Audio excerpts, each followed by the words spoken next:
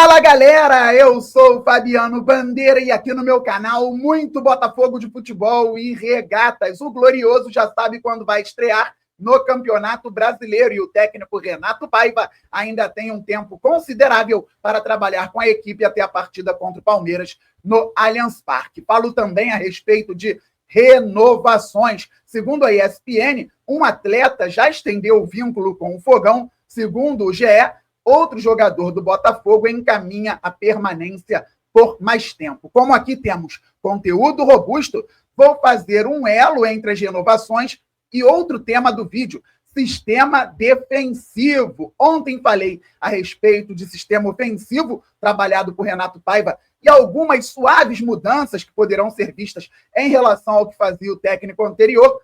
Hoje falo sobre o sistema defensivo. O Botafogo precisa ser novamente equilibrado. Pois é, galera, 8 de março, Dia Internacional da Mulher. Parabéns a todas as mulheres por essa data que é marcada por muita luta, muita perseverança, muita resistência. Um abraço a todas as mulheres do Brasil e do mundo. Vocês são fundamentais, mulheres. Vocês são especialíssimas. Todo o meu respeito por todas as mulheres. Um grande abraço para vocês. 8 de março, o Botafogo estreia no Campeonato Brasileiro daqui a 21 dias, mais precisamente no dia 29 de março de 2025, um sábado, às 16h30, contra o Palmeiras, lá em São Paulo. Isso mesmo, o Botafogo estreia no Brasileirão, num sábado, 29 de março, às 16h30, contra o Palmeiras, fora de casa. O Botafogo, atual campeão brasileiro, o Palmeiras, atual vice-campeão brasileiro. Botafogo, atual campeão da Libertadores, o Palmeiras, que foi eliminado pelo Fogão nas oitavas de final da competição internacional em 2024. O jogo terá transmissão da Globo e do Premier. Interessante, Botafogo e Palmeiras hoje, o principal clássico interestadual do Brasil. Vamos para o 7º jogo, transmitido ao vivo na Globo, em sequência. Os 2 jogos em 2023 foram transmitidos ao vivo na Globo. O Botafogo abriu 7 pontos para o Palmeiras naquele primeiro turno de 2023, último jogo do Luiz Castro no comando do Botafogo no Campeonato Brasileiro, ainda comandou na Sul-Americana mais uma partida, mas o último do Luiz Castro no Brasileirão foi contra o Palmeiras, lá em São Paulo. Eu estava no Allianz, o Botafogo venceu por 1-0, gol de Tiquinho Soares, isso mesmo. No segundo turno, aquele jogo da virada palmeirense, o Botafogo jogou em casa, estádio cheio, fizemos 3-0 no primeiro tempo, acabamos perdendo a partida. Aquele jogo também foi transmitido pela Globo. Então, as 2 partidas no Campeonato Brasileiro de 2023 foram transmitidas pela Globo para todo o Brasil. Em 2024, de igual forma, o Botafogo, numa quarta-feira, 21h30, venceu o Palmeiras no Campeonato Brasileiro. Mais uma vez, gol de Tiquinho Soares, jogo transmitido pela Globo para todo o Brasil também. Milton Santos, lotado, coisa linda. E o segundo turno, antepenúltima rodada, Botafogo logo depois viajaria para Buenos Aires para jogar a Libertadores, a final da Libertadores contra o Galo, mas teve que passar lá em São Paulo. E numa terça-feira, às 21h30, a Globo transmitiu também a vitória do Fogão por 3-1, um baile do Glorioso, com gols de Gregory, Savarino e Adrielson. E dali o Botafogo encaminhou o título. Teve um jogo muito difícil contra o Inter também, numa quarta-feira, pós-título da Libertadores, golaço do Savarino. O Botafogo venceu por 1-0 e depois fechou o campeonato vencendo o São Paulo em casa por 2-1. Então, 2 jogos em 23, 2 jogos em 2024, mais os 2 jogos da Libertadores.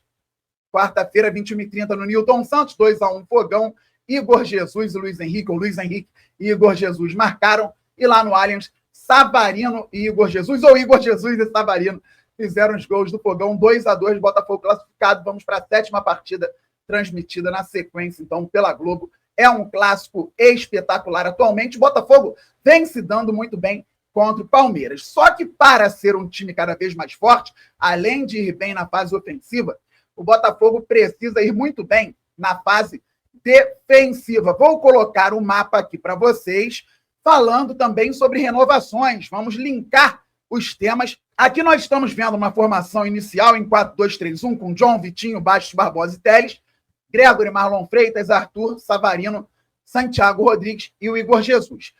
John, segundo a ESPN, renovou com o Fogão até o fim de 2028. O John, que tinha contrato até o final de 2027, renova com o Botafogo até o final de 2028, segundo a ESPN. Detalhe, pontos para o scout do Botafogo. O John era o primeiro nome do scout ainda em 2022 para 2023. O Botafogo não conseguiu acertar a vinda do goleiro e trouxe outro nome que era muito bem avaliado, Lucas Perry, que foi muito bem aqui substituindo o Gatito já ao fim de 2022, foi muito bem até determinado momento em 2023. Depois, com a queda de rendimentos de toda a equipe, o Lucas Perry também caiu de rendimento aqui, foi para o Lyon e hoje é titular absoluto. O Lucas Perry está se tornando um ídolo do Lyon, e eu não estou exagerando. Ele hoje é uma referência do time, agarra muito, salva a equipe francesa em várias oportunidades, referência também na reposição de bola, principalmente com as mãos. O Lucas Perry está demais. Então, o scout do Botafogo encontrou o goleiro titular hoje do Botafogo, o John, que posteriormente chegou ao clube e foi campeão da Libertadores e do Brasileiro, sendo importantíssimo, e o scout encontrou o Perry, que hoje é importantíssimo, titular absoluto em outro time da Eagle Holding, do John Textor. Pontos para o scout do Botafogo. John no Fogão, dando show, Lucas Perry no Lyon, dando show também. Os dois goleiros foram avaliados, foram trazidos para o Botafogo em diferentes momentos.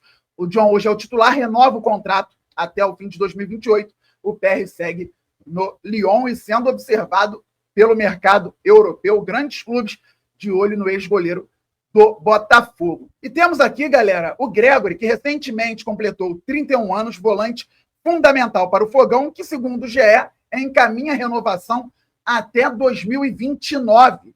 O GE soltou uma matéria há cerca de 3, 4 dias, dando conta de que o Gregori encaminha a renovação com o Glorioso até 2029. E ele foi fundamental para o Botafogo em 2024. Sendo da comissão técnica, eu prepararia o Alan para fazer exatamente o que o Gregori faz, porque o Gregori é um volante, muita contenção, de pegada, muita marcação, sabe jogar também, toma muitos cartões, é uma posição de muitos embates, muitos choques, então o Botafogo não pode depender apenas do Gregori.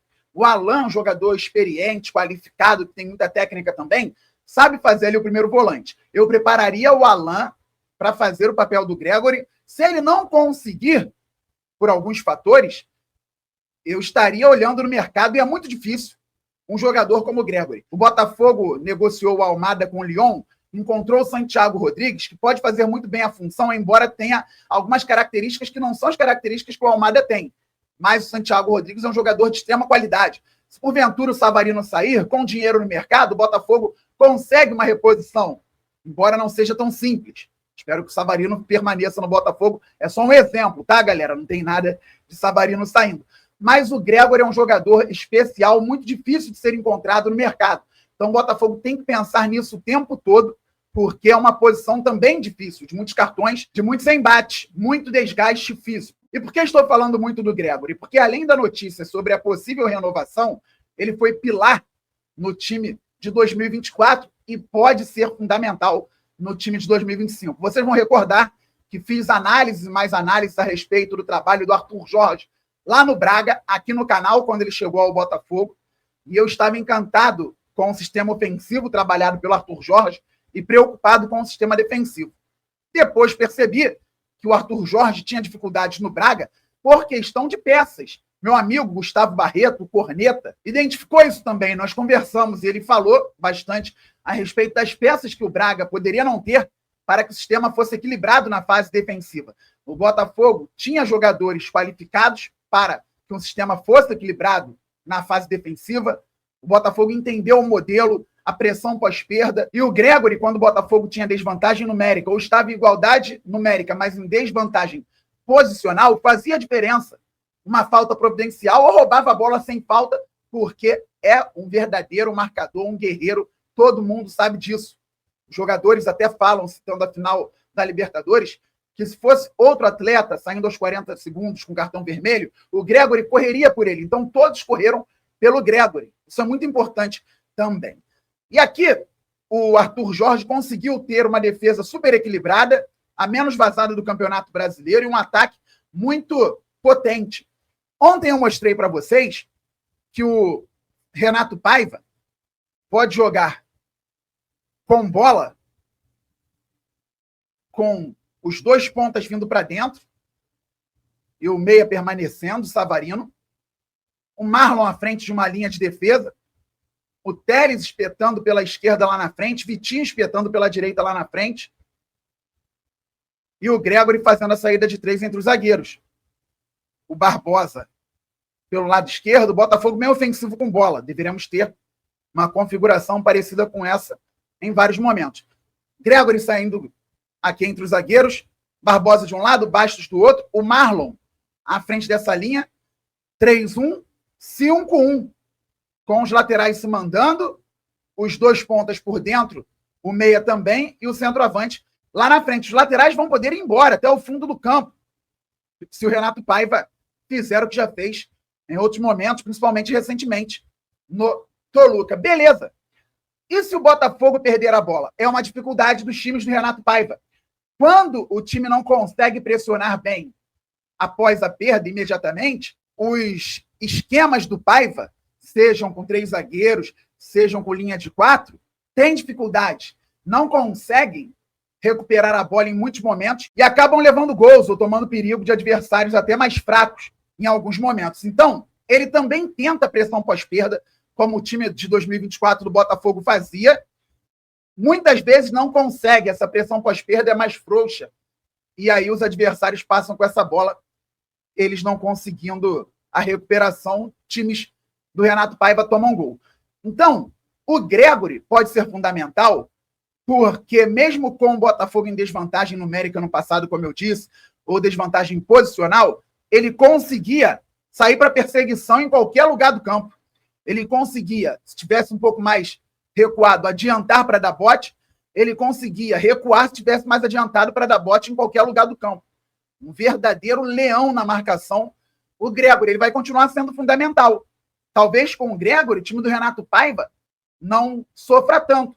Só que você não pode depender para um modelo de jogo apenas de uma peça. E é por isso que eu falo para o Botafogo preparar o Alan, para o Botafogo observar o mercado atentamente para buscar mais um Gregori, se puder buscar 2, que busque, porque ele é importantíssimo não só na saída de bola, mas aqui na marcação. O Marlon Freitas tem outra característica.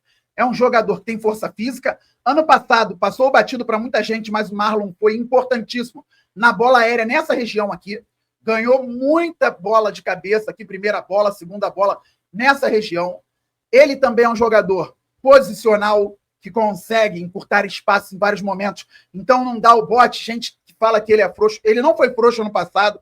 Pelo contrário, ele foi importante também, bem posicionado no meio campo e com a bola no pé, eu não preciso nem falar. Enquanto o Gregori é esse jogador de mais chegada, mais pegada, mais mano a mano. Faz falta sim, toma cartão. E tudo isso é importante para um time que quer ser vencedor, desde que ele não fique sendo expulso a todo momento, claro, e sabe marcar também, roubando a bola numa boa. Então, o Botafogo, primeiro, tem que contar com o Gregori, creio que o Renato Paiva vai contar muito com isso, e ele pode também, com as peças que o Botafogo tem hoje, que estavam aqui ano passado, conseguir melhorar dentro do próprio trabalho essa pressão pós-perda na zona ofensiva. O Igor Jesus sabe como fazer, o Alex Telles sabe como fazer, o Vitinho sabe como fazer, o Savarino sabe como fazer, embora não seja tão forte fisicamente. O Arthur acabou de vir do mercado que cobra muito isso. Então, provavelmente, ele sabe como fazer também.